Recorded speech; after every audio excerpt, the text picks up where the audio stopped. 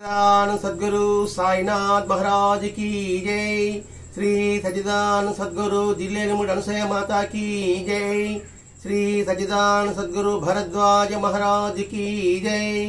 गुरुदेव दत्त।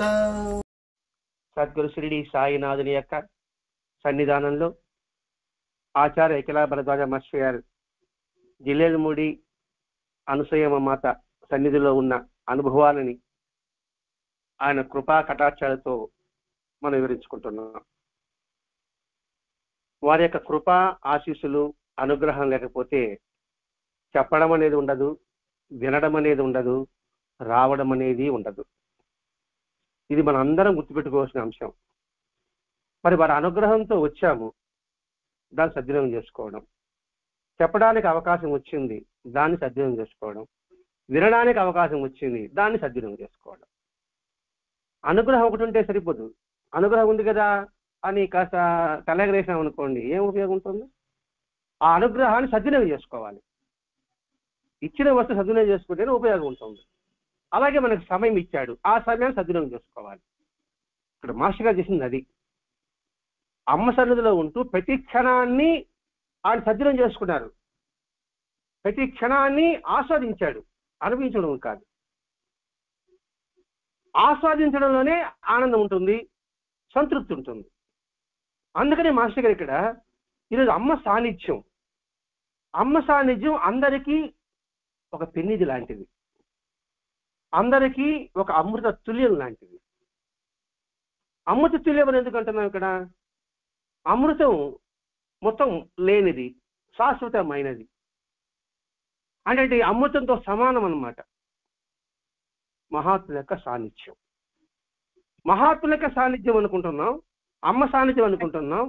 సత్సంగ సాన్నిధ్యం కూడా అదే. సత్సంగ సాన్నిధ్యం కూడా అమృత తుల్యమే. దాన్ని పానం చేస్తే, పానం అంటే తాగితే, గ్రోలితే, సేవించితే.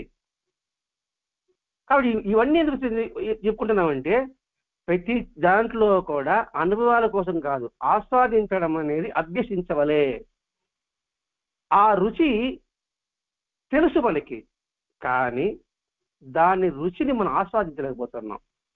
ఊరికే ఏదో మాట్లాడుతూ ఆనందం తెలిస్తే ఎలా ఉంటుందో అలాగే ఏదో ఆలోచిస్తూ ఆ సత్సంగాల్లో మనం పాల్గొంటున్నాం, లేదా మహాత్మ సన్నిధిలో ఉంటున్నాం. ఇక్కడ మహాత్మ సన్నిధి కాదు, మన దేవాలయం వెళ్తున్నాము. అది ఏ దేవాలయం కావచ్చు, వెంకటేశ్వరం కావచ్చు, రాముడి దేవాలయం కావచ్చు. మరి దేవాలయానికి వెళ్ళినప్పుడు ఆయన సాక్షాత్తు భగవంతుడు ఎదురుగా ఉన్నాడు అనే భావనతో మనం ఎంతమంది దర్శిస్తున్నాం? ఒక క్షణం ఆలోచించాలి మనం. లేదా పూజ కార్యక్రమం పాల్గొంటున్నాం, ఏ భావంతో పాల్గొంటున్నాం? ఇవన్నీ చూసుకున్నప్పుడే నిజమైన అమ్మ సాన్నిధ్యం జరుగుతుంది, దాని అమృతుల్యంగా మారుతుంది. ఇక్కడ చాలా కాలం అమ్మ సన్నిధిలో స్ఫురణ లేకుండా అనేక గంటలు గడిపేవారు. స్ఫురణ లేకుండానే గంటలు గడిచిపోయాయట మాస్టర్ గారికి. స్ఫురణ అంటే ఏమిటి? నేను అక్కడ ఉన్నాననే భావన లేదు. ఎంతకాలం గడిచిందో తెలియదు, ఎన్ని సంవత్సరాలు గడిచిందో తెలియదు. అంటే మనకి ఇష్టమైంది, మనం ప్రేమించేది, మనకు ఆసక్తికరమైనది ఉన్నప్పుడు మనకు సమయం గుర్తొస్తుందా? కాలం గుర్తొస్తుందా? అది మాస్టర్ గారు. అక్కడ ప్రియమైంది అమ్మను చూడడమే ప్రియము, అమ్మ మాటలు వినడమే ప్రియం, అమ్మతో సాన్నిధ్యంగా ఉండడమే ప్రియం. ఎప్పుడైతే ప్రీతి ఉంటుందో అక్కడ అసలు ఎటువంటి ఆలోచన మనసుకు తట్టదు, అసలు ఆ భావాలే రాదు. అప్పుడే ఇంతకాలం అయిపోయిందా? అది ఆస్వాదించడం అంటే. చూడు, కొన్ని రోజులు దొల్లిపోయాయంట, గంటలు రోజులు దొల్లిపోయాయి. జిల్లేలమూడిలో అమ్మ ఉండటం అన్నది ఉనికితోనే క్రమంగా తాదాత్యం చెందుతుందట. అమ్మతో ఉండడం అనేది ఎలా ఉంటుందంటే తమ ఉనికితోనే, అంటే నేను ఉన్నట్టుగానే క్రమంగా తాదాత్యం చెందుతుంది. ఇక్కడ తాదాత్యము అంటే మనం ఏమని భావించుకుంటున్నాం? అందులో లీనం కావడం అనే ఒక పదం వాడుతున్నాం. లీనం ఎలా అవుతాం అంటే అదేముంది, వాళ్ళు ఏం ఆలోచిస్తున్నారు, లేదా వాళ్ళు ఏ పరిస్థితిలో ఉన్నారో మేధాపరంగా అర్థం చేసుకుంటే తాదాత్యం. మనుషులు దూరం, మనసులు దగ్గర. మనసు దగ్గర ఉన్నప్పుడు తాదాత్యం. అమ్మ సన్నిధిలో ఏమిటిది? మనసులో దగ్గర అవుతుంది. అమ్మ మనలో నుంచి చూస్తున్నట్టుగా అనిపిస్తుంది, మన హృదయాన్ని చదివినట్టుగా అనిపిస్తూ ఉంటుంది, మన హృదయాన్ని స్పర్శిస్తున్నట్టుగా అనిపిస్తుంది. అలా స్పర్శించినప్పుడు ఎలా ఉంటుంది మనసు? వీడు కూడా ఆ స్థితిలోకి వెళ్ళిపోతాడు. తాదాత్యం అంటే అది. అంటే నీవు లేక నేను లేను, నేను లేక నువ్వు లేవు, నువ్వు లేక నేను లేక ఈ లోకమే లేదు, జగమే లేదు అంటారే, అది తాదాత్యం. ఎదురుగా అమ్మ కనబడదు, అమ్మకు వీడు కనబడడు. అమ్మ హృదయం, వీడి హృదయం రెండు మమేకమైపోయింది. మమేకమైనప్పుడు అమ్మ రూపం కనిపించదు అక్కడ. వీడు చూస్తున్నాడనే భావన వీడికి ఉండదు, చూడబడే క్రియ ఉండదు, చూడబడే వస్తువు ఉండదు. మనకి బాబా చేతులు వస్తుంది ఉపదేశాల్లో. ఆ స్థితి కలుగుతుంది. శాస్త్రంలో చెప్పొస్తారు, అంటే మన పుస్తకాలు చెప్తారు కదా. ఏమని చెప్తారంటే అమనస్కం అనే స్థితిలోనే అమనస్కం అనే స్థితి అట. అంటే మామూలుగా పదాలు, సంస్కృత పదాలు. అంటే ఏంటి? అమనస్కమైన స్థితి అంటే ఆ స్థితి ఎట్లా ఉంటుంది? అది రాజయోగం లాంటిది అక్కడ. ఆ స్థితి ఎటువంటిదంటే ప్రశాంతత,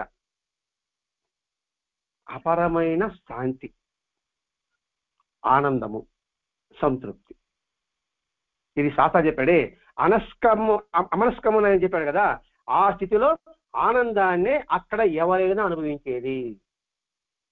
అమ్మ సన్నిధిలో ప్రశాంతత ఉంది, అమ్మ సన్నిధిలో సంతృప్తి ఉంది, అమ్మ సన్నిధిలో ఆనందము ఉంది. అంటే ఈ సంతృప్తి, ఆనందము వీటి కోసంగా ఎన్నెన్నో చేసుకుంటాం, ఎన్నెన్నో వ్యాపకాలు పెట్టుకుంటాం. కానీ మహాత్మ సన్నిధిలో ఆ వ్యాపకాలు లేకుండానే అటువంటి ప్రశాంతత నీకు ఇక్కడ కుదురుతుంది. అది అమ్మ సన్నిధి. వారి సహజ స్వభావాలకు అనుగుణంగానే వాడు ప్రతిస్పందిస్తాడు. వాడు నాలో సహజ గుణం ఏంది? కాస్త కొంచెడికే తృప్తి పడిపోతా. కొందరికి ఎంతకైనా తృప్తి ఉండదు, కొందరికి నిరంతరం ఆనందం అనుభవిస్తూ ఉంటారు. ఇక్కడ ఏమన్నాడు? సహజ స్వభావాలకు అనుగుణంగానే అమ్మసలు వారి మనసులో కదులుతుంది. ఇంతమంది కూర్చున్నాము, అందరికీ ఒకే భావం ఎలా ఉంటుంది? ఇక్కడ ఉండదు. మీకు ఒక విధంగా ఉంటుంది, మీకు ఒక విధంగా ఉంటుంది, మీకు ఒక విధంగా, నాకు ఒక విధంగా ఉంటుంది. అంటే ఏంటి? కొలమానం ఉంటుంది, కొలబద్ద ఉంటుంది కదా. వారి శక్తి అంటే కొలబద్ద ఉంటుంది. మీరు ఒక గ్లాస్తో తాగుతారు, మీరు ఒక చెంబుతో తాగుతారు, నేను ఒక బిందెతో తాగుతాను. ఆ బిందెతో తాగేవాడంటాడు ఎక్కువ నీళ్ళు కదా, ఎక్కువ ఏంటి? ఎప్పటికీ ఆ పరమానందంగా అలాగే ఉండిపోతాడు వాడు. ఎందుకు? కడుపు ఫుల్గా నిండింది కదా. అందుకని ఇక్కడ వారి స్వభావాలను బట్టి ప్రతిఫలిస్తుంది. కొందరిలో అహం తలెత్తుంది. అంటే ఏమిటి?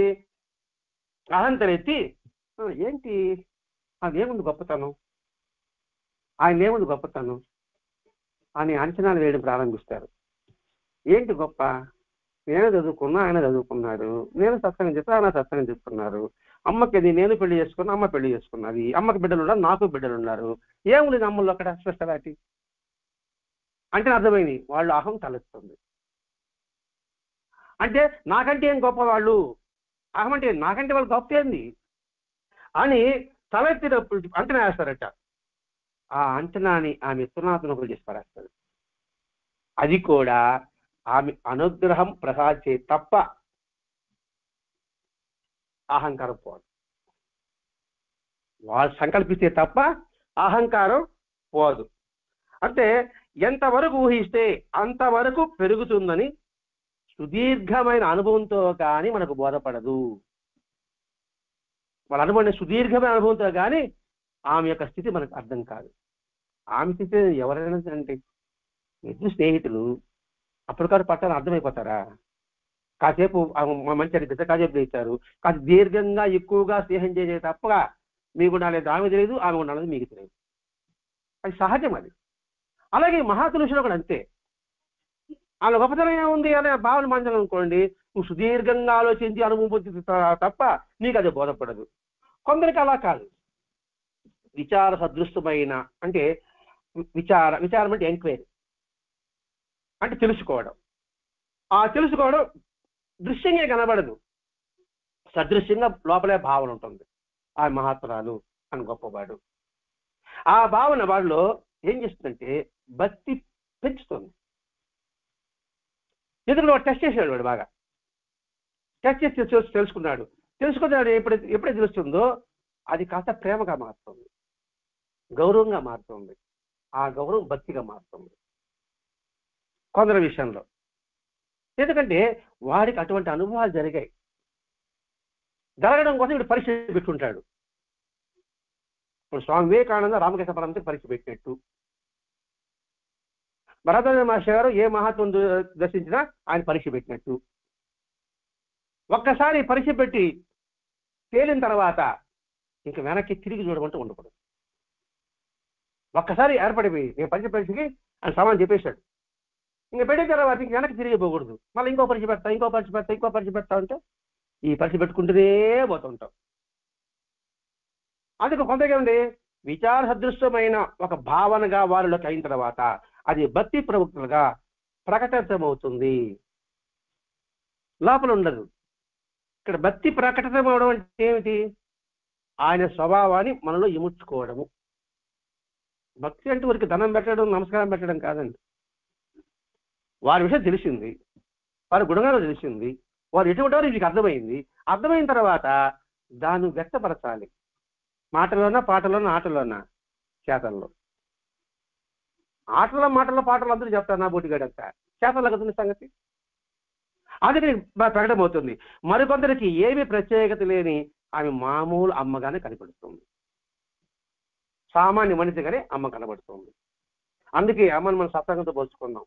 పోయిన వారం కాకుండా అంతకుముందు వారం మామూలు వాళ్ళకి ఏమవుతుంది? అని పిచ్చి పని పాక పోతున్నారు వాళ్ళు, ఏం చూసుకోకూడదా, ఆ విషయాలు తట్టి ఏమొస్తుంది అనేవాళ్ళు ఉన్నారు. ఇంకోరు ఏమంటారు, ఆడకి పోతే వినాలా, ఇంటి మనం ఆచరించాలా, ఎందుకు అది పోవడం ఎందుకు, వినడం ఎందుకు, ఆచరించడం ఎందుకు, అది అడ్డాడిపోయే వాళ్ళు ఉంటారు. అంటే ఇది మామూలు ప్రక్రియ అనిపిస్తుంది, ఏదో మామూలు భజనే అనిపిస్తుంది. అందుకే అమ్మని సత్సంగంతో మనం పోల్చుకుంటూ వస్తున్నామండి. ఇక్కడ కాలం గడిచే కొద్దీ ఎవరైతే అనుకున్నారో వా అభిప్రాయం అనుభవిస్తున్న అమనస్క స్థితి యొక్క వివరణే అనిపిస్తుంది. అంటే అలా చేయగా వాడికి మనసు వస్తుంది, లోపల అడుగు పెడతాడు వాడు. ఇక్కడ అమనస్క స్థితి అంటే లోపల ఎప్పుడైతే అడుగు పెడతాడో వాడికి ఆ ప్రశాంత బట్టి టచ్ చేస్తుంది. సత్సంగం జరిగిందండి. బయటకు వచ్చి ఇదేవాళ్ళు కొంతమంది, ఆ తర్వాత లోపలికి వచ్చి వాళ్ళు సత్సంగం చెప్తున్నారు. ఇప్పుడు కారణం ఏంటి? అది వాళ్ళ ప్రశాంతత. ఏదైనా నాలుగు పెడితే కదా రుచి తెలుస్తుంది. అది తీపుగా ఉండదు అనుకుంటా ఎలా తెలుస్తుంది? కాబట్టి ఈ అభిప్రాయం వాళ్ళు అనుభవిస్తున్నా, వాళ్ళకి తెలియదు, అనుభవిస్తున్నా ఆ అమనస్కృతి అన్నాడు ఇక్కడ. అంటే ఆ ప్రశాంతత వాళ్ళకి కనిపిస్తుంది. బహు కొద్ది మందికి మాత్రమే ఎంతో అదృష్టం ఉంటే సంపూర్ణమైన ఆస్థితి కలుగుతుంది. ఏసి చెప్పారు ప్రశాంతత, ఆనందము. అంటే ప్రశాంతత, ఆనందము, శాంతి ఎవరికో బహు సౌభాగ్యవసాన సంపూర్ణమైన ఆ స్థితి వాళ్ళు లభ్యమవుతుందట. ఇవన్నీ అమ్మ సన్నిధిలో మాస్టర్ గారు ఎంత జాగ్రత్తగా పరిశీలిస్తున్నారో ఆలోచించండి ఇక్కడ. అందుకే అమ్మని జాగ్రత్తగా పరిశీలిస్తున్నాడు. మనం సత్సంగాన్ని ఆ దృష్టితో మనం చూడాలి. చూడకపోతే నష్టం ఎవరికి లేదు, ఎవరికి వాడికే నష్టం, ఆయనకే నష్టం. కొందరికి అటువంటి స్థితి కలుగుతుంది. కానీ సర్వసామాన్యమైన కొందరికి తమ ప్రపంచ బాధలు, చిక్కులు మటుమాయం చేసే అంత స్థాయి కలుగుతుంది. అక్కడికి వెళ్ళామండి, ఏదో మా అమ్మాయికి పెళ్ళి అయింది, అక్కడికి వెళ్ళామండి మా అమ్మాయికి సంతానం కలిగింది, అక్కడికి వెళ్ళామండి మా అబ్బాయికి ఉద్యోగం వచ్చింది అనే స్థితి వాళ్ళు సత్తు అనుభవిస్తున్నారు. ఇన్ని రకాలు ఉన్నారండి, ఏ రకము తక్కువ కాదు. ముందు చెప్పాడు వారి సంస్కారం అనుసరించి. ఇప్పుడు అతి సామాన్యమైన సర్వసామాన్యమైన ఆగంతుకుల కంటే మనలాంటి వాళ్ళకి అనుభవిస్తున్నాం. ఆ అనుభవం అక్కడికే ఉంటుందా? ఆ అనుభవం అంతకంతకు పెంచుకోవాలి. పెంచుకోకుండా అడగడమే గుర్తుగా పెట్టుకున్నాం అనుకోండి, ఏది చేయకుండా వచ్చారు, పని అయిపోయింది, అయిపోయారా పని అంతే, నీకు టెంకాయ కొట్టేసిన నా బాకి తీరిపోయింది అంతే, మళ్ళా వచ్చి ఒక టెంకాయ కొడతాను, అయిపోయింది పని. ఇలాగనే జీవితం గడపాలా అని ఆలోచింపు చేస్తుందండి ఇక్కడ. మనం సాధారణంగా నాకు కూర్చోడానికి టైం లేదు, వ్యవధి లేదు అని అంటుంటాం కదా. అలా అనిపించేంత కాల ప్రభావం కూడా రోజు దులిపిరాయటానికి, ఎవరికి? మాస్టర్ గారికి. కొద్ది సమయం రోజు గడుస్తున్న కొద్ది సమయం సన్నగిల్లిపోతుంది. సమయం సన్నగిల్లిపోతుంది అంటే చాలా తక్కువ, అప్పుడే బుద్ధి పోయిందా, అప్పుడే తెల్లారిపోయిందా, ఇది సమయం సన్నగిల్లడం అంటే. అంటే అంతకుముందు కూర్చోవడం కూడా వ్యవధి లేదు, ఏది అమ్మ సన్నిధిలో. అంటే అంత టైం తెలియకుండా గడిచిపోతుందండి. అంటే ఎంతగా ఆయన అనుభూతి పొందుంటాడు. మనము షిరిడీకి వెళ్ళాం, 2 రోజులు ఉన్నాం, అప్పుడే 2 రోజులు అయిపోయింది అనిపిస్తుంది. అనుభవించిన అడగండి. లేకపోతే ఎప్పుడు ట్రైన్, ఇంకా 2 రోజులు బండి ట్రైన్ ఎక్కేదానికి అనుకునే వాళ్ళు ఉన్నాం. వీళ్ళు ఉంటారు, వాళ్ళు ఉంటారు. కానీ ఇక్కడ మాది కొద్ది సమయం సన్నగిలిపోతుంది. జిల్లేలముడిలో ఉండడంతో కాలం అంటే ఒక అరుదైన అనుభవం కలుగుతుంది. పదాలు భలే రాస్తాడు మాస్టర్ గారు. కాలం అరుదైన అనుభవం కలుగుతుందంట, అంటే అరుదు అనుభవం కలగడం. మహాత్ముల సన్నిధిలో ఉండడం చాలా అరుదైన అనుభవము, అంటే చాలా ఎప్పుడో జరుగుతున్న అనుభవం. ఎప్పుడో జరిగే అనుభవం పట్ల మనం ఎలా దృష్టి ఉండాలి?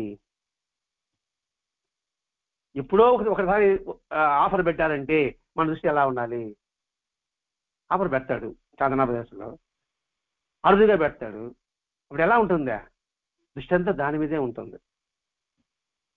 అందుకని అరుదైన అనుభవం అక్కడ కలుగుతుంది.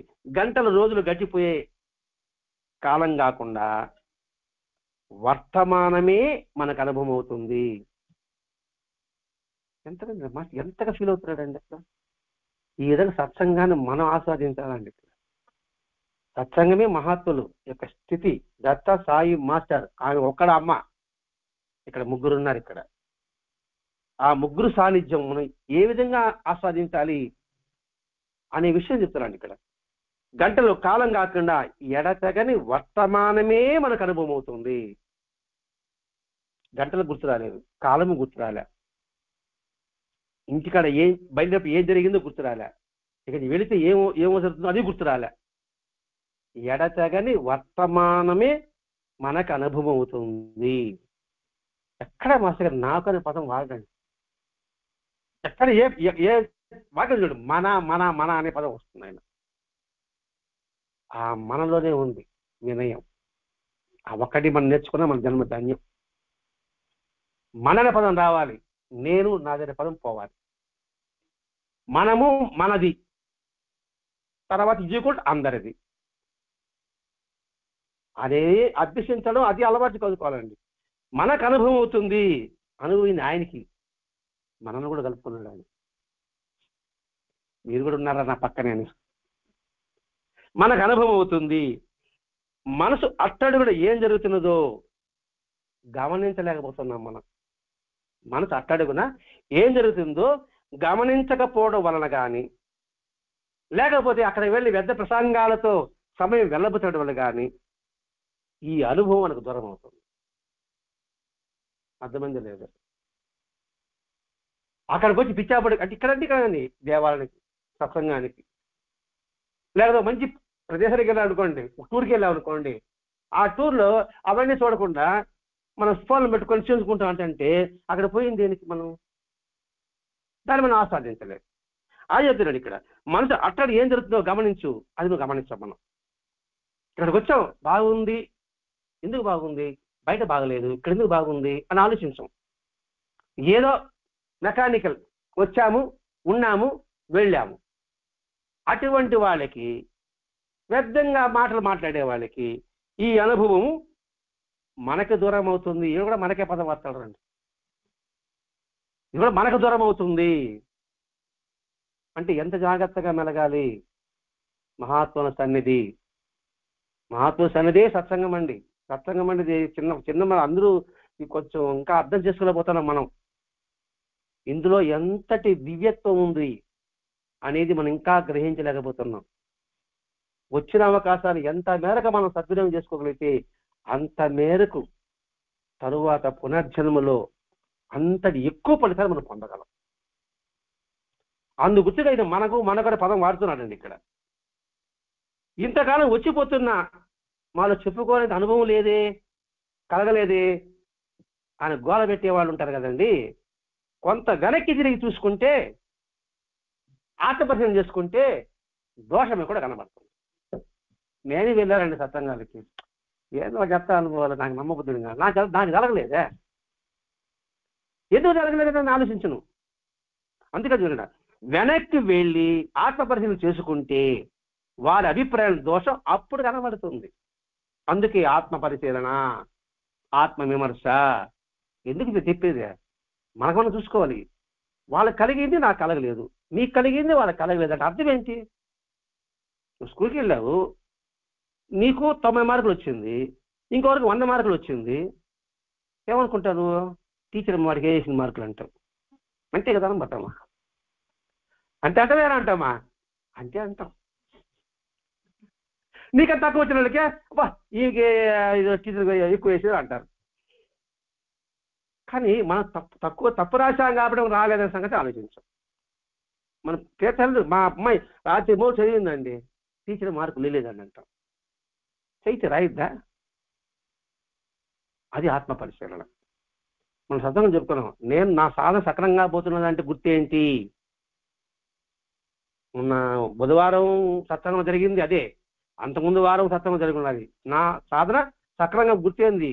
మొట్టమొదట నీ కుటుంబంలో నీ ప్రవర్తన ఎలా ఉందో చూసుకోన్నాడు. నీ కుటుంబంలో, ఇంట్లో నువ్వు ఏ విధంగా ప్రవర్తిస్తావో నువ్వు చూసుకో. అది సరిగా అందరి సంతృప్తిగా నువ్వు ప్రవర్తిస్తేనే నీ సాధన ముందుకు పోతున్నట్టు లెక్క. రెండవది, అందరి పట్ల సమభావం కలిగి ఉన్నావా? మూడవది, సమాజం పట్ల నీ ధర్మం నువ్వు నిర్వర్తిస్తున్నావా?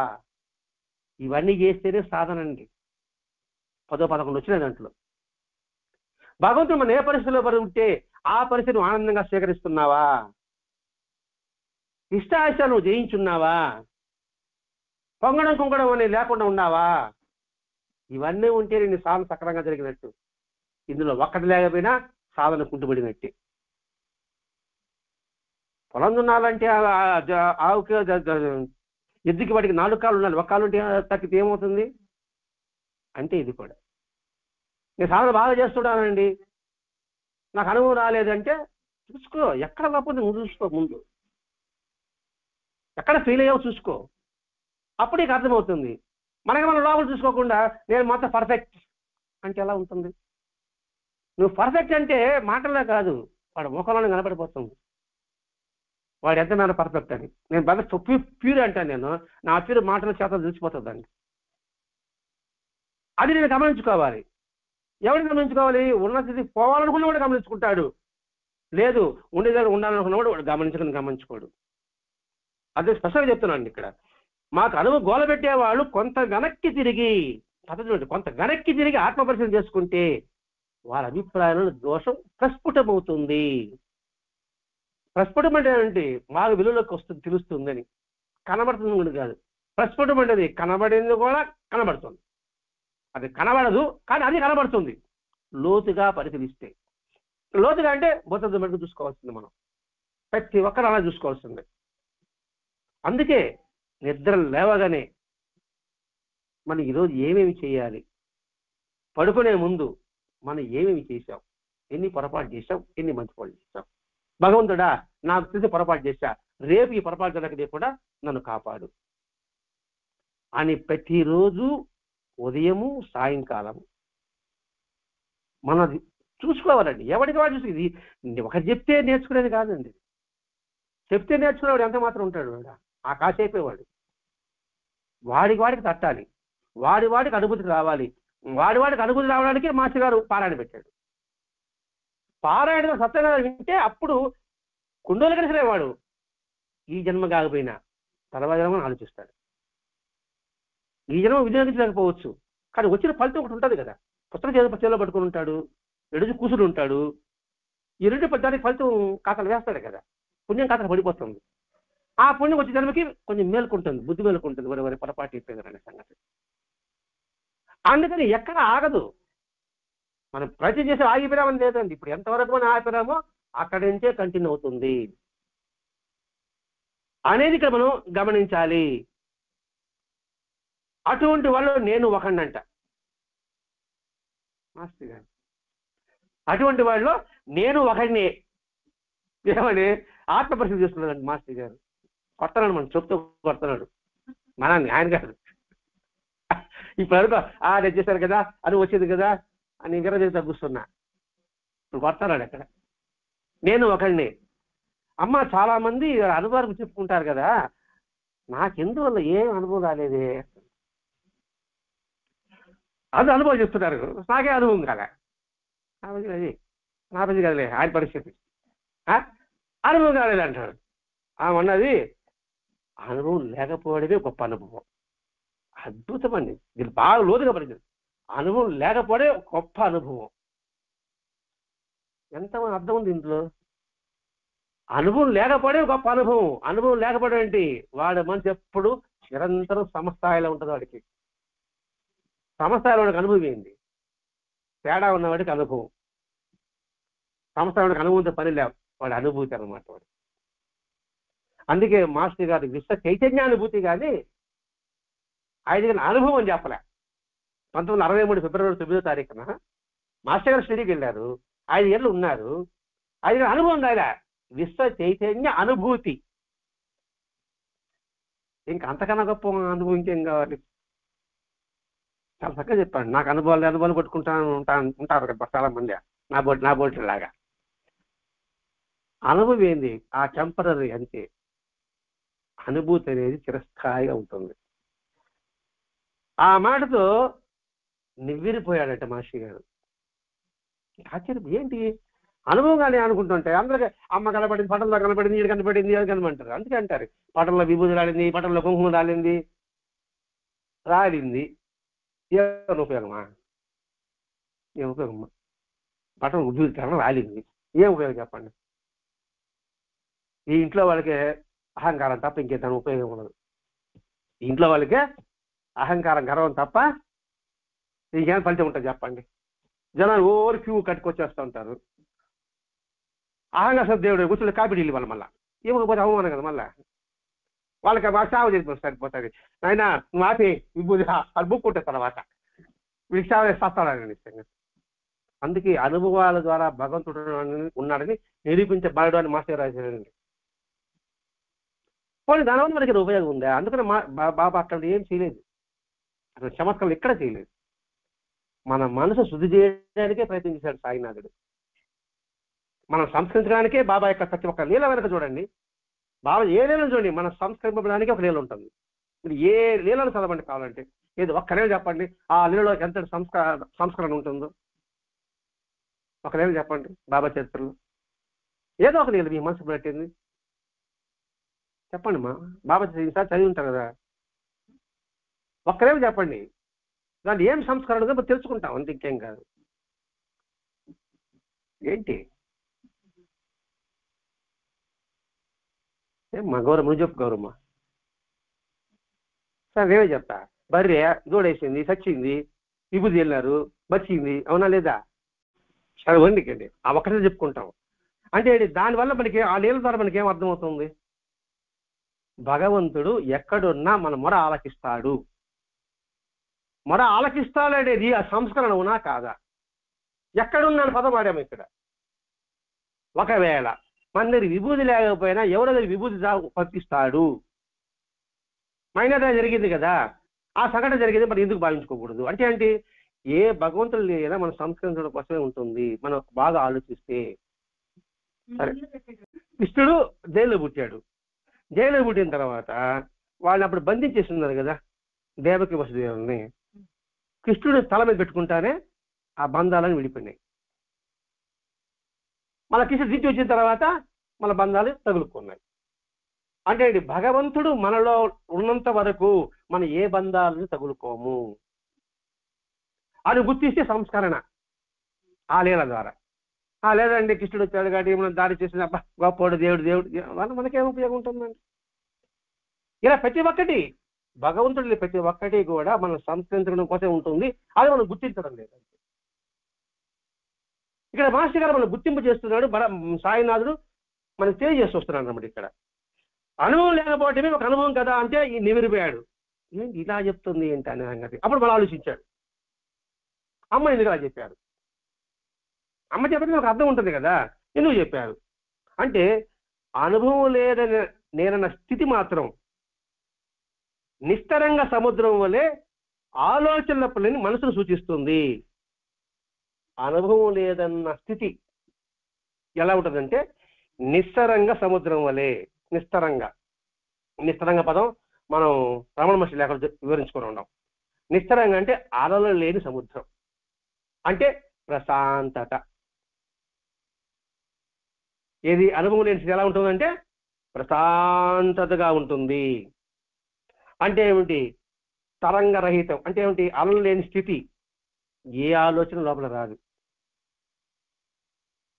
అటువంటి ప్రశాంతత అనుభవం లేని స్థితి ఉంటుంది అని ఆలోచించాడు మాస్టర్ గారు. అదే కదా అని మాస్టర్ గారి 1963 ఫిబ్రవరి 9వ తారీఖు జరిగింది. పక్కన శబ్దాలు వినబడలే, మాటలు వినబడలే. తను నిలబడి ఉన్నానని స్ఫురణ కూడా లేదు, కూర్చో ఉన్నాడు. అది నిస్తరంగా సముద్రం వలె అంటే అది అనుభవం లేని స్థితి. అంటే ఏంటి? అనుభూతి పొందే స్థితి. నిత్య జీవితంలో మనకు అనుభవం అయ్యే ఈ మానసిక స్థితి మాత్రం కాదని నేను ఇప్పుడు చెప్పగలను. నిత్య జీవితంలో అనుభవ శూన్యమైన మానసిక స్థితి మాత్రం కాదని నేను ఇప్పుడు చెప్పగలను. అంటే ఇప్పుడు సైకాలజీగా ఊగుతుండడం, అరవడం, ఎగరడం ఇవన్నీ ఉంటాయి కదండి, మనం చూస్తూనే ఉంటాం. దేవుడు వచ్చింది అంటాం. దేవుడు వచ్చింది అంటే వెంటనే అర్థం ఒక గర్భం పెట్టండి. ఏమ్మా అయిపోయా అంటే తప్పది కాదు, సైకాలజీగా అలా ఉంటుంది. అందుకని ఆ సైకాలజీ మాత్రం కాదు అని చెప్తున్నాడు ఇక్కడ. అంటే యాదృచ్ఛికంగా వచ్చిన స్థితి కాదు, ఇది అనుభూతి కాదు, ఇది సహజంగా వచ్చింది. అందుకని నాకు అనుభవం లేని స్థితి చెప్పారు. అదే అనుభవం స్థితి నీకు వచ్చింది అని చెప్పి అప్పుడు చెప్తే అప్పుడు ఆలోచించాడు మాస్టర్ గారు. ఆలోచించిన తర్వాత ఇది నిత్య జీవితంలో మనకు అనుభవం అయ్యే అనుభవ శూన్యమైన మానసిక స్థితి మాత్రం కాదని నేను ఇప్పుడు చెప్పగలను. బాబా ఈ ప్రశ్నకి సమాధానం చెప్పున్నాడు. ఏమని? దర్శనాలు అనుభవాలు జీవి ప్రగతి గమనానికి నిదర్శనాలు కావు. ఈ అనుభవాలు అనేది, దర్శనాలు అనేది జీవి ప్రగతికి గమనానికి ఇవి నిదర్శనం కాదు. అర్థమైంది లేదు? వాళ్ళు దేవుడు కనబడము, దేవుడు అనుభవాలు ఇవ్వడము, జీవి ప్రగతి ఎక్కడికి పోవాలి? వీడు అనుభవాలతో నిలబడిపోవాలన్నా, చూడటంతో నిలబడిపోవాలన్నా, ఇక్కడి నుంచి ఉన్నత స్థాయికి వెళ్ళాలన్నా, ఉన్నత స్థాయికి వెళ్ళాలంటే ఇది నిరసన కావు. అది ఉంటే వాడు పైకి పోలేడు, అంటే ఉన్నత స్థాయికి పోలేడు. ఇప్పుడు నేను అనుకోండి, నాకు మహిమలు వచ్చాయి, నాతో ఆయన మాట్లాడుతున్నాడు. ఎవరు? బాబా నాతో మాట్లాడుతున్నాడు. నేను మీకు సమాధానం చెప్తా ఉన్నా. నేను మీకు చెప్పా, మీరు గమని ఉన్నారా? ఆమె చెప్పారు, ఆయన గమనిందా, ఇంకొకటి తీసుకొచ్చింది, ఆయన గమనిందా, ఇంకొకటి తీసుకొచ్చింది. నేనే ఇంకా సాధన చేసేది ఇదా? చాలా తిరిగి లేకున్నది, జనం పెరిగిపోతున్నారు రోజు రోజుకి. కట్టిన నిద్రలే, నేను తిన్నామన్నా కూడా ఛాన్స్ సమయం లే. మరి నేను ప్రగతి సాధించానా, అధోగతి పాలయ్యానా? అందులో నిదర్శనాలు కావు. అందుకని దర్శనాలు అనుభవం. అందుకే బాబా అటువంటి ఏమి ఇవ్వలేదండి అసలు. ఏ అనుభవం ఇచ్చినా, దర్శనం ఇచ్చినా, బాలానమ్మాన్కరికి మా చింతకడ ఉండమని చెప్పాడు కదా, ఇది దర్శనం కదా అని అని సమస్య మనకు రావచ్చు. అక్కడ ఎందుకు పంపించాడు? రే బాబా అంటే 5 శరీరం మాత్రమే కాదురా, అంటే అంతటా ఉంటాడు అని చెప్పడం ఆయన ఉద్దేశం. అది అప్పుడేమవుతుంది, వాడి ప్రగతికి అది ఉపయోగపడుతుంది, దోహదపడుతుంది. బాబా అంటే షిరిడీకి పోతేనే బాబా అనే బాబా పోయింది. ఎక్కడ తెలుసుకుంటే అక్కడ బాబా ఉన్నాడు. అది మనం గుర్తుపెట్టుకోవాలి. అందుకని బాబా చెప్పాడు అది నిదర్శనాలు కావు. రమణ మహర్షి చెప్తున్నాడండి, ముని మౌనంలో జ్యోతిమయే ఆత్మశాంతియే అనుభవానికి మించిన తార్కాణమవుతుందని రమణ మహర్షి చెప్పాడు. ముని మౌనంలో జ్యోతిమయే ఆత్మశాంతియే అనుభవానికి మించిన తార్కాణం. ఇక్కడ మౌనం అంటే మాట్లాడుకున్నాం అనుకుంటాం మనం, కాదు, మానసిక ప్రశాంతత. మౌనం అంటే మానసికంగా ప్రశాంతత. ఈ మానసిక ప్రశాంతత అనుభవాలు వస్తుందా? No chance. నాకు అనుభవం వచ్చింది అనుకోండి, నాకు కాకపోతే వచ్చింది, వీళ్ళెవ్వరికి రాదు అనే భావన అలా ఉంటుందా ఉండదా? ఒకవేళ నా అనుభవం నేను మీకు చెప్పా, మీరు ఇంకో చెప్పలేదు అనుకోండి, చెప్పలేదు నాకు వచ్చే అనుభవం, నాకు శాంతి అశాంతి, అదే ఇక్కడ చెప్తాను. మౌనంలో జ్యోతిమయ్యే ఆత్మశాంతియే అంటే ఇక్కడ ప్రతి ఒక్కరి చూడండి ఎలా ఉంటుందో. ఇక్కడ జ్యోతిమయ్యే అనే పదం కూడా ఏంటి? ప్రకాశించడం అంటే ఎలా ఉంటుందంటే బహిర్గతం చేయడం. మౌనంలో మానసిక శక్తిని బహిర్గతం చేసి విస్ఫోటనం ఎలా ఉంటుంది? పెద్దగా వెలుగు వస్తుంది కదండి, ఆటం బాంబు చిన్నది, అది విస్ఫోటనం చేస్తే పెద్ద శబ్దము పెద్ద వెలుగు వస్తుందా రాదా? అలాగే తాళాదులు వస్తుంటాం, పైసరే పైన పూలగా వస్తుంది కదా, అది మౌనంగానే ఏమైనా శబ్దం చేస్తుంది మామూలుగా ఉన్నప్పుడు. దానికి అగ్ని జోడించితే అది పైకి వెళ్ళి అనేక పువ్వులతో కనపడినట్టుగా మౌనంగానే ఉంది. అది మౌనంగానే దాని నిగుణ శక్తి దాగి ఉంది, మానసిక శక్తి దాగి ఉంది. దానికి ఎప్పుడైతే భగవంతుడి సాన్నిధ్యం కలుగుతుందో అప్పుడు జ్యోతిమయ్యే గమనాన్ని ఆత్మశాంతి అంటే భలే ఉంది, రంగురంగులుగా ఉంది అంటారు కదండి. పైకి పోయిన తర్వాత చాలా రంగురంగులు కనపడుతుంది కదా, ఆ రంగులు కనపడితే ఆత్మశాంతి అనుకుందాం. అర్థం కావడం వివరించుకుంటున్నాం. అనుభవానికి మించిన తార్కాణం ఏముంటుంది? ఊరికే అది పైకి పోగడికి ఢామని పేలింది అనుకోండి, పెద్ద శబ్దం వచ్చింది, దానికన్నా పెద్ద శబ్దం వచ్చి ఆగిపోవడం మేల, ఆ పెద్ద శబ్దం చేస్తూ అనేక కాదులతో ప్రజలు ఉండడం మేల మనం చూసేదానికి. అదన్నమాట ఇక్కడ. కాబట్టి ఇక్కడ ముని మౌనంలో జ్యోతిమయ్యే ఆత్మశాంతియే అనుభవానికి మించిన తార్కాణం అని రమణ చెప్పాడు. అన్ని ప్రపంచ బాధలను, ప్రపంచం అన్ని దిగుళ్ళను తుడిచిపెట్టే ఒక తృప్తికరమైన స్థానం ఇది. ఇది అమ్మ సన్నిధి, అది సత్సంగం సన్నిధి. ఎటువంటిది?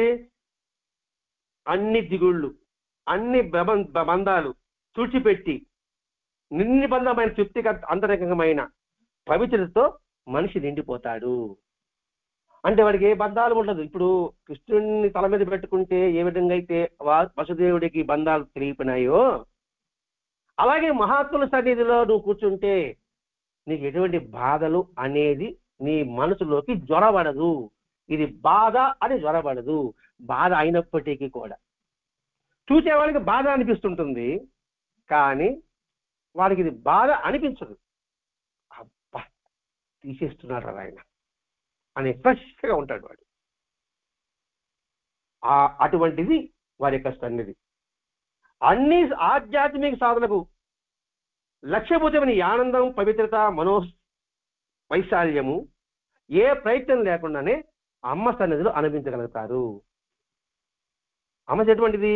నువ్వు ఏ ప్రయత్నం చేయకుండానే ఎన్ని ఆధ్యాత్మిక గ్రంథాలు ఎటువంటి చెప్పారో, ఏ ప్రసాదం చెప్పారో, ఏ సాన్నిధ్యం చెప్పారో, ఏ పవిత్ర చెప్పారో అటువంటివన్నీ కూడా అమ్మ సాన్నిధ్యంలో లభ్యమవుతుంది, అనుభవించగలుగుతాము.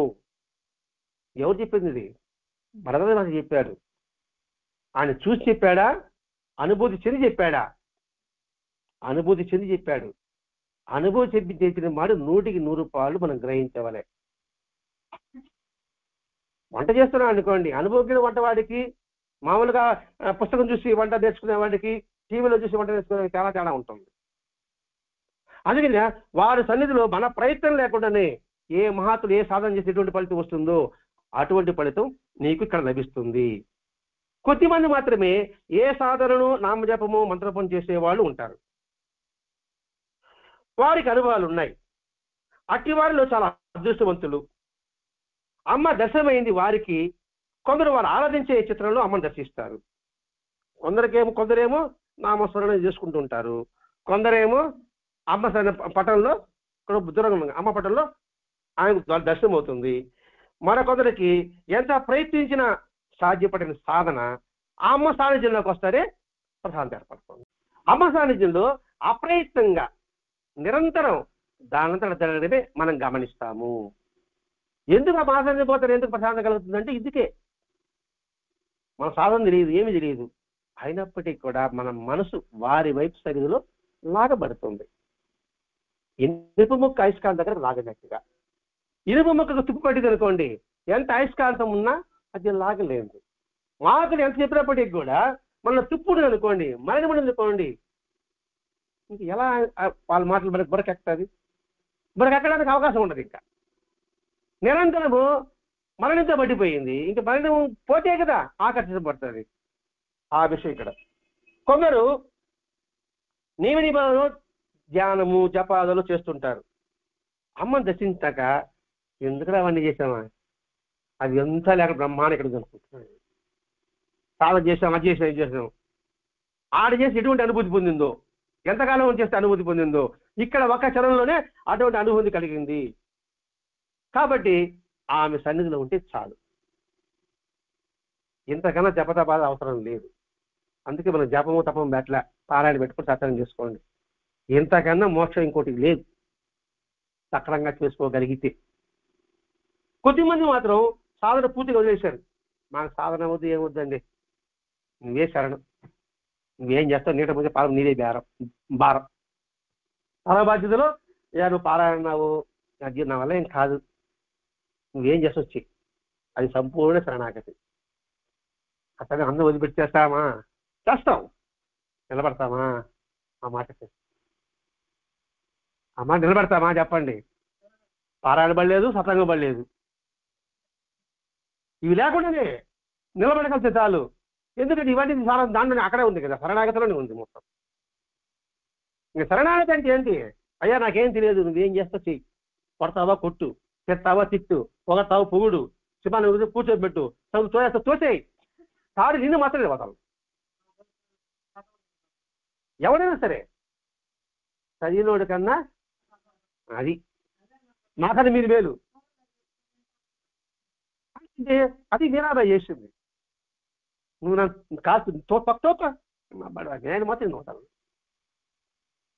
అది శరణాగతి. వాడు ఏ సాధన చేయాలి? ఒకటి పట్టుకున్నాడు చాలు.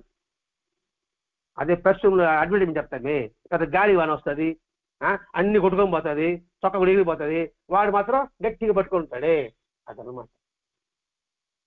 కాబట్టి కొద్దిమంది మాత్రం సంపూర్ణ విశ్వాసంతో ఉండిపోతారు. సాధన చేస్తున్న వారికి మాత్రం అమ్మ సాన్నిధ్యంలో సువిశాలమైన ఆధారము సర్వస్పష్ట నిరాటంకంగా సాగుతుంది. చూడండి, ఆధారము, సువిశాలమైన ఆధారము సర్వస్పష్టము అయి నిరాటంగా సాగుతుంది. ఏదో కొద్ది గొప్ప సాధన చేసిన వారికి ఇంకొంచెం ఒక్కొక్క మెట్టు ఆయన దగ్గర అవుతున్నాం.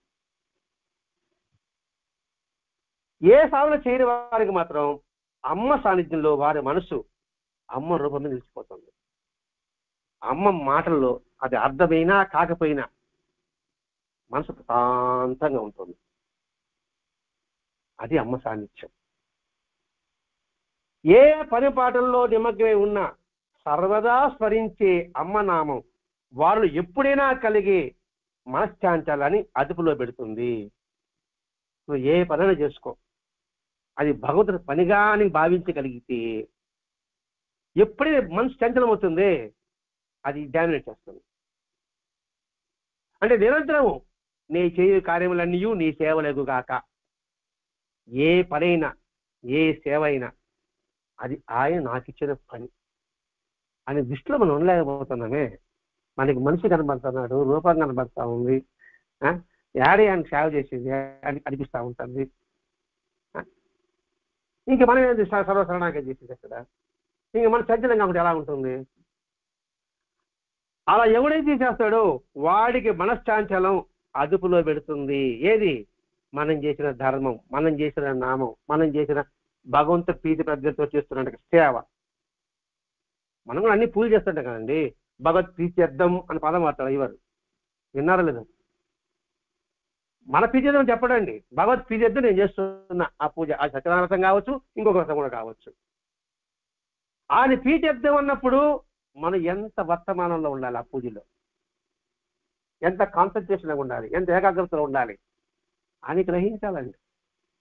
ప్రతి ఒక్కటి పూజే. చెప్పడం పూజే, వినడం పూజే, కూర్చోవడం పూజే, నడవడం పూజే, తినడము పూజే, నిద్రపోవడం కూడా పూజే.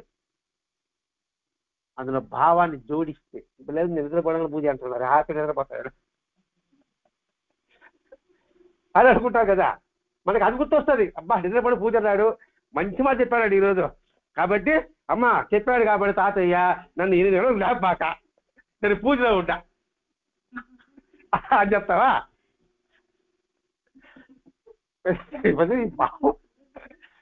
చేసుకోవాలి, పూజకుంటే పూజ.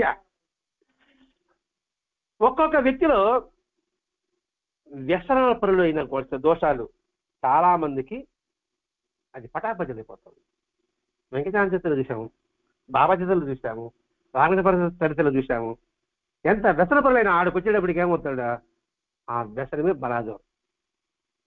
అది అత్యుత సన్నిధం. మన సత్సంగంలో అటువంటి చాలా జరిగాయండి, ఒకటి కాదు రెండు కాదు.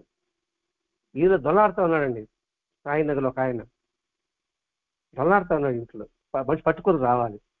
అటువంటి వ్యక్తి ఇప్పుడు ఎలా ఉన్నాడు చూసినా మనం ఊహించలేము. అది మార్పు అంటే. ఆ మార్పే ఆయన సన్నిధికి మనం ఎక్కువ దగ్గరికి చేస్తుందండి. మార్పు లేకపోతే దగ్గరికి కూడా వెళ్ళలేము. మారలేదంటే మనం చిలుము పట్టుకున్నాం అని అర్థం. ఏం చేసినప్పటికీ కూడా చిలుము అంటే అది ఏది ఆకర్షిస్తుంది? అక్కడ ముందు చిలుమును తొలగించుకో. దుష్ట సంస్కారాలు ఉధృతి మాత్రం సడలిపోతుంది, ఉధృతి తగ్గిపోతుందట. అది దగ్గర మీరే కదా. సర్వమత సత్యస్వరూపం స్వచ్ఛంగా అమ్మలో చూడగలుగుతాం. భగవంతుడిని అనుమానించే వాళ్ళు కూడా ఆమె సన్నిధిలో ఆ అనుమానం కూడా వెళ్ళిపోతుంది. పూర్తి నిరాడంబరత ఎదుటివాడి అతిశయానికి భిన్నంగా అక్కడ వినయశీలత మనకి ప్రసాదిస్తుంది. ఎప్పుడైతే అమ్మ సన్నిధిలో వినయంగా ఉండాలి, మొట్టమొదటి అది అలవాటు అవుతుందండి.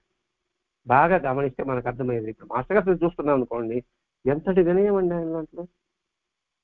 అక్కడ వెళ్ళగానే ఆ వినయాన్ని మనం పుచ్చుకోవాలి, అలా ప్రసాదిస్తుంది.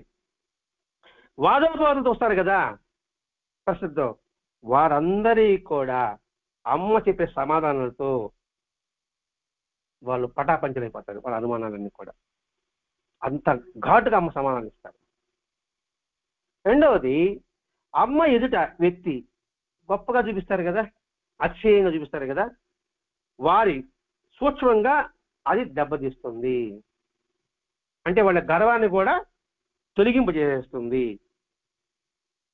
గర్వి అయిన సంగీత విద్వాంసులు వచ్చినా కూడా ఆమె సన్నిధ్యంలో మాట తగలలేదు.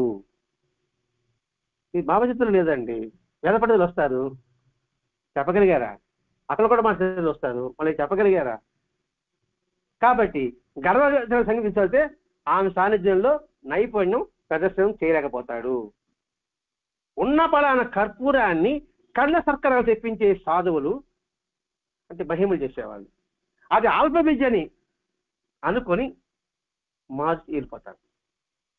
కర్పూరాన్ని కండ సర్కర అంట. కండ సర్కర అంటే నాటు చక్కెర, కర్పూరం కదా, కర్పూరాన్ని టక్కని నాటు చక్కెరగా మార్చేస్తారు. అది కండ సర్కర అంటే.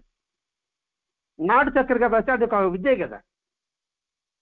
ఆ విద్యని చేసేవాళ్ళు కూడా దాన్ని తొలగించుకుని వెళ్ళిపోయారు. ఇప్పుడు బాబాజీ కుషాబాబు చేయాలని వస్తాడు, ఏమవుతాడు? వదులుకున్నాడా లేదా? ఇక ఎంత వదులుకున్నాడు చూడండి. అది తీసి బయట పారేస్తే లోపల రాని అన్నాడు. పారే కదమ్మా. అక్కడ కూడా మన చేతిలో కూడా బంగారంటే బంగారం సృష్టిస్తాడంట, వాడు లోపలికి రానిచ్చాడా? అటువంటి వాళ్ళు కూడా వాళ్ళు ఇది అల్ప విద్యరా అని బోధింపబడి వెళ్ళిపోయారు. అమ్మ ప్రశ్నలకు జవాబులకు పండితులు అనుకునే వారందరూ కూడా పలాయన తెగించారు. ఇక్కడ అమ్మ సన్నిధిని సాన్నిధ్యం అనే పదం వాడాడండి. ఇప్పుడు అమ్మ సాన్నిధ్యంలో చూడండి, ఇంకా మనం మాట్లాడితే త్వరగా చూస్తే అల్పుడు పామరుడు అవుతాడు, పామరుడు సామాన్యుడు అవుతాడు, సామాన్యుడు అసామాన్యుడు అవుతాడు, అసామాన్యుడు మహాత్ముడు గుర్తుంటాడు. ఒక్క వాక్యం చెప్పాలంటే ఇది సత్సంగ ప్రభావం కూడా అంతే. అది గుర్తించగలిగితేనే. ఏమి తెలియని వాడు పామరుడు కూడా ఈ సత్సంగ ప్రభావం వల్ల ఎంతమంది అయినారో పురాణాల్లో ఉంది. కాబట్టి ఇక్కడ అమ్మ సాన్నిధ్యం మనకి ఒక అమృత తుల్యం. మాస్టర్గా ప్రసాదించిన ఈ సత్సంగం అనే ఆ అమ్మ ఒడిలో మనం ఎంత మేరకు నిద్రించగలిగితే అంతగా ఆ అమృతాన్ని మనం పానం చేయగలము. అదే ఇక్కడ మాస్టర్ గారు అమ్మ సాన్నిధ్యం ద్వారా తన అనుభూతి పొందిన స్థితిని అనుభవాలు ఇవ్వాలైన అనుభూతి స్థితి. ఒక్కసారి ఆ అనుభూతి స్థితి అనుభవించిన తర్వాత ఇంకా జీవితాంతం ఆ స్థితి నుంచి దొలగలేదు మాస్టర్ గారు. జీవితాంతం చివరి శ్వాస వరకు కూడా ఆ స్థితిలోనే ఉన్నారు ఆయన. అటువంటి అనుభూతి స్థితి మనకు ప్రసాదించిన బలరాజ మాస్టర్ గారికి ప్రణామాలు అర్పిస్తూ స్వస్తి. సద్గురు సాయినాథ్ మహారాజ్ की जय। श्री सच्चिदानंद सद्गुरु जिल्लेमुड अनुसया माता की जय। श्री सच्चिदानंद सद्गुरु भरद्वाज महाराज की जय। गुरुदेव दत्त।